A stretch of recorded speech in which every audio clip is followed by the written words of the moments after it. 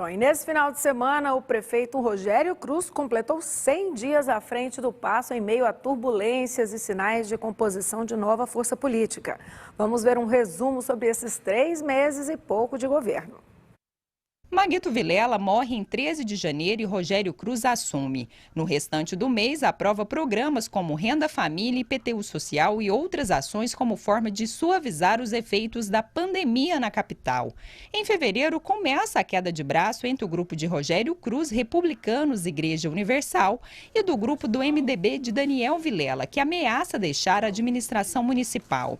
Em meados do mês de março, a crise se agrava com a saída de André Azeredo da Secretaria de Governo. Dias depois, a suspensão de contrato de recuperação de asfalto leva à saída do secretário de Infraestrutura, Luiz Bittencourt. Na semana passada, 14 secretários do MDB entregam os cargos. Vereadores do partido continuam a compor a base do prefeito na Câmara. Neste fim de semana, o governo de Rogério Cruz completou 100 dias, em meio a turbulências e sinais de composição de uma nova força política ligada à Igreja Universal, Rede Record e os deputados João Campos e Jefferson Rodrigues, ambos do Republicanos. Muito bem. Os 100 primeiros dias, vamos lá, eu acho que quando a gente faz jornalismo, a gente tem que ter memória, e recordar é viver, recordar é fazer jornalismo. Na minha opinião, e aí os melhores analistas ficam à vontade, o problema surgiu desde a eleição, que na minha visão não deveria ter acontecido. Mas enfim, aconteceu. Maguito Vilela ficou doente, e ali, para o final do primeiro turno, a situação dele era gravíssima. Era uma situação terrível. Mesmo assim, ele continuou candidato, criou-se uma esperança. E é claro, que os familiares têm esse direito legítimo.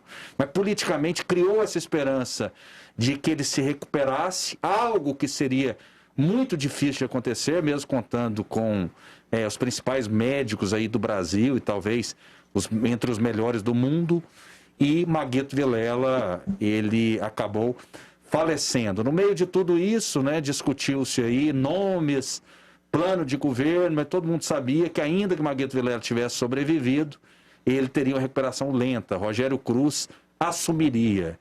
Na opinião de vocês, Daniel Santana, Maguito Vilela, o MDB deveria ter tirado naquele momento, pelo bom senso, já que a luta de Maguito Vilela era pela vida, não por uma eleição, teria tirado ele de um pleito eleitoral, na sua visão? Qual que é a avaliação que você faz, Daniel? Rafael, é justo, legítimo que o ex-governador Maguito Vilela, ele tenha não só se colocado na eleição, mas também ter continuado, e eu acredito que obviamente a família o consultou se gostaria de continuar ou não, mesmo estando doente, mesmo tendo sido internado. Obviamente que as pessoas torceram e torciam muito para que o destino fosse diferente, que ele se recuperasse e assumisse Goiânia.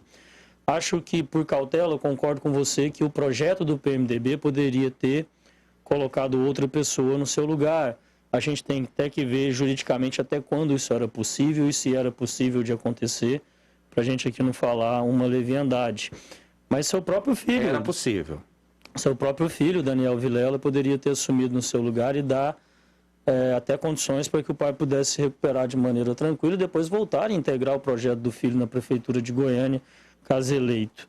Então, acredito que o PMDB, sim, temeu pela não eleição, temeu por perder a eleição naquele momento e acabou se arriscando muito em vencer uma eleição em que não conseguiria administrar, que é exatamente isso que aconteceu nesse momento. Jean Lopes.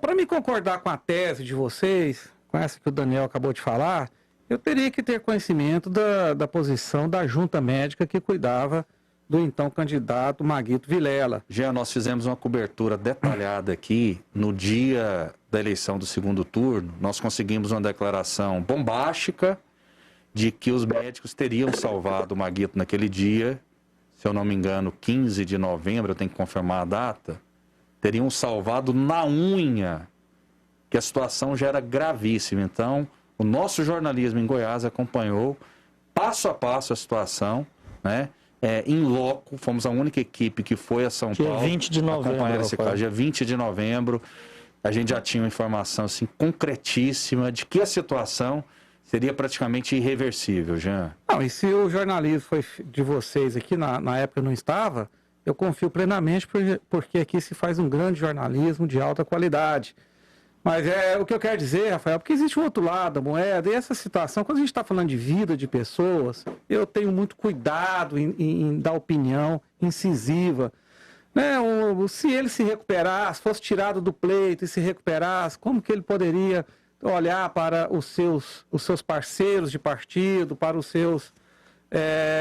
para o seu grupo, falar, poxa, eu ia ser eleito, vocês me tiraram, então é uma situação muito complexa. Eu acredito, eu entendo, eu não estou contra o que vocês estão falando, mas eu tenho uma posição nesse sentido até mais equilibrada, ou seja, eu fico um pouco em cima do muro, porque é muito complicado quando se trata da vida de um ser humano. O que eu vejo que em 100 dias o prefeito Rogério Cruz que 100 dias se completa hoje de sua administração, está tendo uma gestão muito, digamos assim, movimentada, com muitas turbulências, porque teve um choque com o partido aliado, ele jamais pôde contar com a integralidade do apoio do MDB na sua prefeitura. Ele, por sua vez, também teve algumas atitudes muito polêmicas, como aquela de paralisar as obras iniciadas na gestão passada do Iris Rezende, inclusive pedindo auditoria, e quem pede auditoria de alguma coisa é porque desconfia que há irregularidade, que há desvios de verbas públicas. Então são 100 dias muito complicados, tudo isso com a moldura dessa pandemia maldita, que não deixa nenhum governador, nenhum prefeito governar em paz, né? É problema demais, você tem que combater a pandemia, cuidar de proteger as pessoas, ao mesmo tempo cuidar do emprego, cuidar da economia.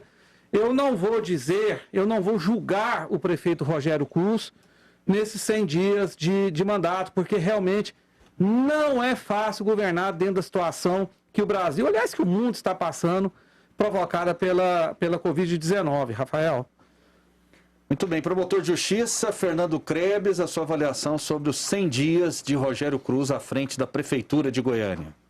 Eu serei bem objetivo. Para mim é uma decepção completa, total e absoluta. Recentemente, ontem, salvo engano, ele afirmou que não vê problema nenhum em nomear secretários processados e condenados por corrupção. Ora, isso é um absurdo. Ele foi inábil ao despejar o MDB, que o elegeu logo de imediato, no início do governo, e de uma forma atabalhoada também. Ele perdeu um aliado, ainda que tenha cooptado vereadores do MDB na Câmara Municipal para apoiá-lo. Até porque o MDB não é um partido, ele é um ônibus, né? Cabe todo mundo lá dentro, né? E quando alguém diz para ir para um lado, todo mundo não vai para aquele lado, pode um para frente, outro para trás, outro para o lado. Quer dizer, é uma salada de fruta, né? Ok. Uma situação política complicada ali. E a decepção é ele suspender as obras do Iris Rezende, não é? Sob a alegação de uma suposta suspeita de irregularidade que ele não mostrou qual é. E que não tem decisão do TCM mandando suspender, não tem recomendação do Ministério Público, não tem decisão judicial nesse sentido. O que gera uma suspeita muito grande se a Prefeitura não deseja suspender esses contratos para fazer uma nova licitação que vai atrasar ainda mais as obras todas. E queria também aproveitar para o João sugerir uma pauta para ela examinar a questão da iluminação pública em Goiânia. Vamos fazer. Na frente do meu condomínio está tudo apagado e a cidade está no breu, no escuro.